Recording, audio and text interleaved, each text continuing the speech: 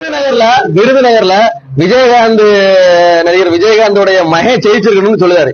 அங்க ஒரு பையன் நம்ம வேட்பாளர் போட்டிருக்கோம், அவன் டாக்டர் படிச்சுக்கிட்டு கூட்டு வந்து கௌசிக் பாண்டியன் ஒருத்தனை வந்து போட்டிருக்கு. அப்ப அவங்க வீட்டுல என்ன நினைப்பாங்க?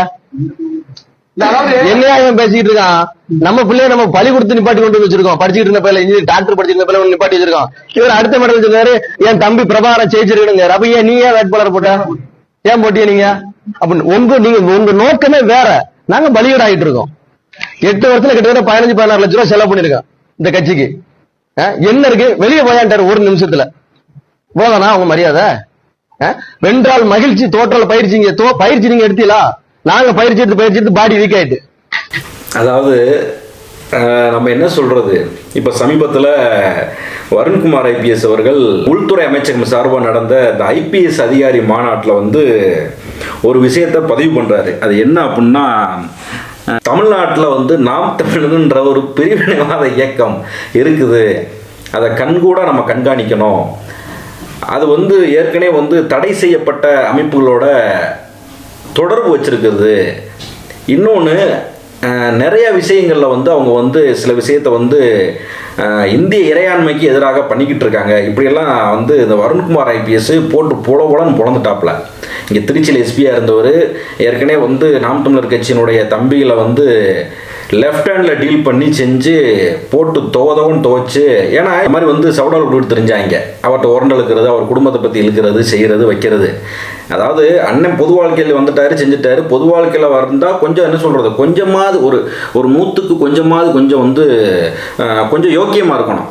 அந்த யோக்கியத்தனமான ஒரு விஷயங்கள்லாம் அண்ணன்ட்ட வந்து நம்ம வந்து ஏதோ விரல் விட்டு என்ற அளவுக்கு தான் இருக்கும். ஸோ இப்படி இருக்கிறப்போ வந்து என்ன ஆகிப்போச்சு அப்படின்னா, அதைத்தான் கேள்வி கேட்பாங்க. பொது வாழ்க்கையில் வர்றவன் ஒழுக்கமாக இருக்கணும்பாங்க, அவன் வந்து முன்னுதாரணமாக இருக்கணும், கட்சியினருக்கு வந்து அடுத்த உடன்பிறப்புகள், அதாவது அடுத்த வந்து வரும் தலைமுறையினருக்கு ஒரு முன்னுதாரணமாக அந்த தலைமை இருக்குன்னு எதிர்பார்ப்பாங்க. இவங்க என்ன செய்ய போச்சு அப்படின்னா, அதிகாரிகளை போய் கடிச்சு வைக்க ஆரம்பிச்சிட்டாங்க. அதுவும் மேலதிகாரிகளை போய் கடிச்சு வைக்க ஆரம்பிச்சிட்டாங்க. அவங்க குடும்பத்தை எழுத்து பேச செய்ய வைக்க அப்படின்ட்டு மனுஷன் என்ன சொல்கிறது, ஆட்டமாக ஆடிட்டாப்புல. ஐபிஎஸ் யாருக்கிட்ட நீ உன் வேலையை காட்டிக்கிட்டு இருக்குன்னு சொல்லி புடிச்சு மேய்ஞ்சு விட்டாப்புல. கடைசியில் வந்து தெரியாமல் போய் இவங்க வழக்கறிஞர் பாசறை மாநில தலைவரை வச்சு மன்னிப்பு கடிதம் எழுதி ஊடகத்துக்கு தெரியாமல் கொண்டு போய் கொடுத்துரு அப்படின்ட்டாங்க. அதுவும் அம்பலமாகி போச்சு. இதுதான்டா உன் டக்கு அப்படின்ற மாதிரி, இதுதான் இவ்வளோதான் நீ, புரியுதா? இருக்கிற இடம் தெரியாமல் பொது வாழ்க்கையில் இருந்த மக்களுக்கான அரசியலை மட்டும் பண்ணு, தேவையில்லாமல் அதிகாரிகளோட மோதிர வேலை வச்சுக்காதன்ற மாதிரி அது ரிலீஸ் ஆகி போச்சு. அதில் அண்ணன் அதிருப்தியாகி அந்த ஆளை தூக்கி, கட்சியை விட்டு தூக்கி, நீ எப்படி யாரை கட்டுது அனுப்ப போச்சு அப்படின்னு தூக்கி, இவங்களை எந்த லிஸ்ட்டில் சேர்க்கணுமே தெரியாதுங்க, அந்த அளவுக்கு பண்ணுவானுங்க. அதனுடைய தொடர்ச்சி நீட்சி தான் இப்போ வந்து என்ன அப்படின்னா, உள்துறை அமைச்சகத்தில் போய் வருண்குமார் ஐபிஎஸ் அவர்கள் வந்து போட்டு புலன்னு பொழந்துட்டாரு. ஏற்கனவே இங்கே கூடார காலி ஆகிக்கிட்டு இருக்குது. என்னைக்கு விஜய் வந்து என் தம்பின்னு மாறு மேலே தூக்கி போட்டு வளர்த்தாரோ, அந்த விஜயே தூக்கி எரிஞ்சுட்டு உட்காம நீலாம் ஒரு ஆளே கிடையாது ஓடு அப்படின்னு சொல்லி அனுப்பி விட்டாப்புலையோ, அதோட சரி சாஷ்டாங்கமாக போய் என்ன சொல்கிறது, அண்ணாமலை காலிலையும் கச்சராஜா காலிலையும் உளுந்து, ரஜினி காலிலையும் உளுந்து, என்னை எப்படியாவது நீங்கள் தான் என்ன சொல்கிறது பாதுகாக்கணும், என்னை காப்பாற்றிடணும், இந்த மாதிரி ஆகிக்கிட்டு இருக்குது அப்படின்னு சொல்லி கடைசியில் என்ன ஆகி போச்சு அப்படின்னா, கழுத எல்லாமே போய்கிட்டு இருக்குது. தம்பியில் உஷாராயிட்டாங்க. இப்போ இவர் பேசுனது என்ன பார்த்தீங்கன்னா, இவர் வந்து ஏற்கனவே கூண்டோட வந்து வெளியே போ அப்படின்ட்டாரு, கட்சி எங்கேயாச்சும் வெளியே போடா அப்படின்ட்டாரு. அந்த மாதிரி பேசிட்டாரு. 8 லட்சம் 10 லட்சம் 15 லட்சம் செலவழிச்சு பாடி வீக் ஆயிடுச்சு.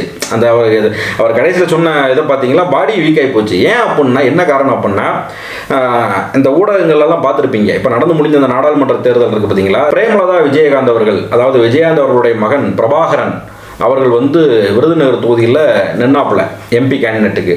அதே தொகுதியில் நாம் தமிழர் கட்சியின் சார்பாக கௌசிக் பாண்டியன் சொல்லி ஒரு மருத்துவம் படித்த ஒரு இளைஞன், ஆமாம், தன்னோட கெரியரெல்லாம் வந்து என்ன சொல்கிறது, என்னோட கெரியரின் உச்சத்தை உதறிட்டு வந்திருக்கேன் அப்படின்ட்டு விஜய் சொன்னாரோ, அந்த மாதிரி அவரோட கெரியர்லாம் கொஞ்சம் ஓரம் தள்ளி விட்டு, உதறிட்டு வரல, ஓரம் தள்ளி விட்டு, சரி அண்ணனோட அரசியல் நம்மளுக்கு பிடிச்சிருக்கு, அதனால் நம்ம போவோம் அப்படின்ட்டு அவர் வந்திருக்காப்புல. அப்போ அவருக்கு சார்பாக அவர் ஜெயிக்கணும், ஒரு கட்சி தலைவன் தாம் போட்ட கேண்டிடேட் தானே ஜெயிக்கணும்னு நினைப்பாப்புல. அப்படி நினைக்காம ஊடகத்தில் எல்லாரும் பேசுகிறாங்க சொல்லி ஏன்னா அது ஒரு பெரிய டிபேட் ஆச்சு. பிரபாகரன் ஜெயிச்சிருக்கணும், அது கடைசியில் ஏதோ ஒரு தில்லுமுள்ள ஆகி போச்சு, அதனால் மாணிக்கத்தகர் வர்ற மாதிரி ஆகி போச்சு. ஆனால் பிரபாகரன் தான் ஜெயிச்சாரு, அவருக்கு தான் அங்கே ரொம்ப இதாக இருந்துச்சு அப்படின்னு சொல்லிட்டு அவங்க கட்சிக்காரங்க சொல்லலாம், கூட்டணி கட்சிக்காரங்க சொல்லலாம். இந்த தாத்தா சீமான் இருக்காரு பாருங்க, இந்த தாத்தா சீமானு, இந்த தாத்தா சீமானு சுயேட்சையா நின்னவர். சுயேட்சையா தன்னோட தனி சின்னம், தனி கட்சி, தனி சின்னம், தனி அங்கீகாரம், தனி தமிழ்நாடு அடைய துடிக்கிறவர். இவர் ஒரு கேண்டிடேட்டை போட்டு அந்த கேண்டிடேட்டை ஜெயிச்சிருக்கணும் வச்சிருக்கணும்னு சொல்லி ஆதரவாக பேசுவாரா? அங்கே நான் எப்படி பார்த்தா என் தம்பி பிரபாகரன் ஜெயிச்சிருக்கணும், அவன் ஜெயிச்சிருக்கணும். அப்போ என்ன நினைப்பாங்க? இப்போ இந்த இவர் சொல்கிற மாதிரி தான், ஏன்டா அவன் ஜெயிச்சிருக்கணும் அப்படின்னா அப்போ நீ போட்ட கேண்டிடேட் ஜெயிச்சா அப்போ அவங்க வீட்டில் என்னடா நினைப்பாங்க? இப்போ அதுதான் இந்த தெளிவு நாம் தமிழர் பயணிக்கக்கூடிய தம்பிமார்களுக்கு ஒவ்வொருத்தனுக்கும் வந்துருச்சு அப்படின்னா சோழி முடிஞ்ச அண்ணனுக்கு.